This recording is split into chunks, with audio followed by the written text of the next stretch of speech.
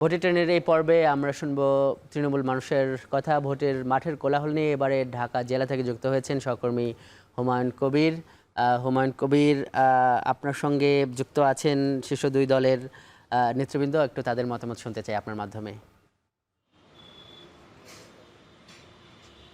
আজহার, ধন্যবাদ আপনাকে। আসলে ভোটের ট্রেনের যে নির্বাচনী মাঠ যে সড়ক, সে নিয়ে আপনার গল্পই আমরা এতক্ষণ দেখছিলাম, কিন্তু আমার সাথে এই মুহূর্তে সাভার থেকে যুক্ত রয়েছেন ঢাকা জেলা জামাত ইসলামের সম্মানিত সেক্রেটারি মোহাম্মদ আফজাল হোসাইন। আমার ডানে রয়েছেন এবং আমার বামে রয়েছেন ঢাকা জেলা বিএনপির সাবেক যুগ্ম সম্পাদক মোহাম্মদ খুরশেদ আলম। তিনি ছাত্রনেতা এবং সাভার পৌর সভার কাউন্সিলর ছিলেন একাধিকবার। আমরা সরাসরি প্রশ্নে চলে যেতে চাই আপনার সাথে। আফজাল হোসেন, আপনাকে স্বাগত জানাচ্ছি ভোটের ট্রেনে।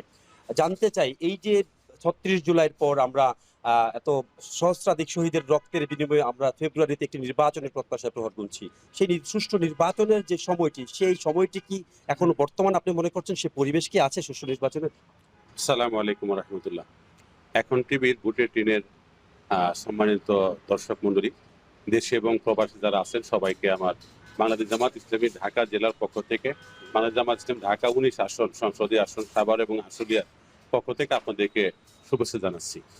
আমরা দীর্ঘদিন নির্বাচনের বাইরে ছিল দেশ। ফ্যাসিস্ট আওয়ামী লীগ সরকার দীর্ঘ আন্দোলনের পরে তারা বিদায় নিয়েছে।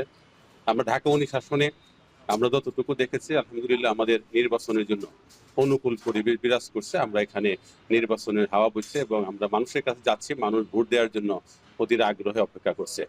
আমরা একটু দেখেছি, আমরা প্রান্তিক পর্যায়ের মানুষ যারা রয়েছে, সাধারণ জনগোষ্ঠী, তারা বলছেন একটি শঙ্কার কথা।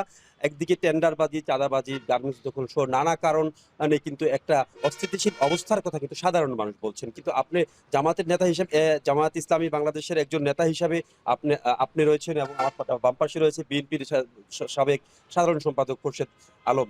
তো বড় যে দুটি দল রয়েছে তাদেরকেই কিন্তু এই পরিস্থিতির জন্য দায়ী করছে। আপনি কি বলবেন? আমরা বাংলাদেশ জামাত ইসলামী আগাগোড়ায় আমরা বলে আসছি যে জামাত ইসলামী চাঁদাবাজি করে না বা সন্ত্রাসী করে না এবং কাউকে করতেও দেয় না। এই জন্য ঢাকা ১৯ আসনে আমাদের প্রান্তিক জনগোষ্ঠীর সাথেও আমাদের বিভিন্ন সময়ে আমরা গণসংযোগে বের হচ্ছি।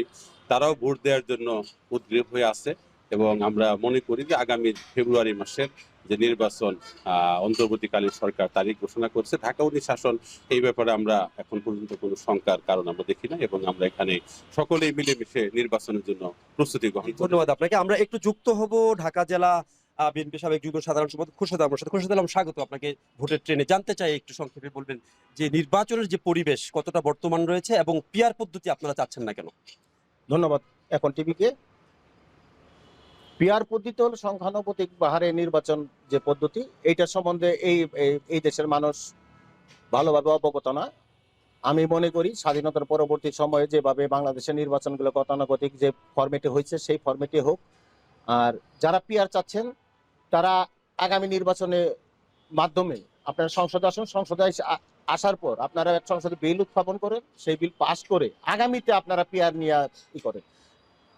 আগামী একটা চাচ্ছেন না কি? আচ্ছা, আমরা দেখেছি বৈষম্য বিরোধী ছাত্র আন্দোলনের সময় আপনার নেতৃত্বে কিন্তু অনেককে আমরা আন্দোলনে যুক্ত হতে দেখেছি। আপনি অর্থায়ন করেছেন, আপনার লোকজন সেখানে কন্ট্রিবিউশন করেছে।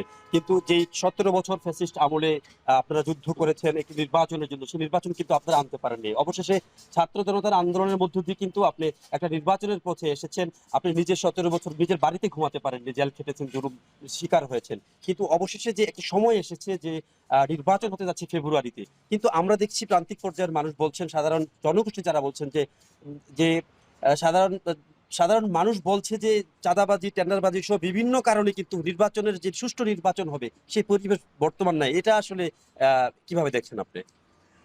ভোটের জন্য তো আমরা ১৭ বছর যুদ্ধ করছি, রাজপথে ছিলাম, আন্দোলন করছি, যদিও আমরা সফল হতে পারি নাই, কিন্তু শেষ পর্যন্ত দেশবাসীর সমর্থনেই কিন্তু ছাত্র আন্দোলনের মাধ্যমে ফ্যাসিস্ট হাসিনার পতন হয়েছে। আমরা যেহেতু হাজার হাজার মানুষ, আমার দলীয় নেতা কর্মী নির্যাতিত হয়েছে, গুলি খাইছে, ক্রস ফায়ারে গেছে এই ভোটের অধিকার প্রতিষ্ঠার জন্য, আমরা বাংলাদেশের আগামী যে নির্বাচন, সেই নির্বাচনে তারেক রহমানের নির্দেশে এবং সাভারে আমাদের সাভারের গণমানুষের নেতা ডাক্তার মোহাম্মদ সালাউদ্দিন বাবুভাইয়ের পক্ষে আমরা সর্বাত্মকভাবে আছি। যদি কোন রকম ভোটের নির্বাচনী কাজে যদি কেউ ব্যাঘাত ঘটায়, আমরা বুকের তাজা রক্ত দেওয়া সেটা প্রতিহত করবো। আমরা চাই এটি। সাভার থেকে তৃণমূল নেতাকর্মীদের সঙ্গে কথা বলছিলেন আমাদের সহকর্মী হুমায়ুন কবির।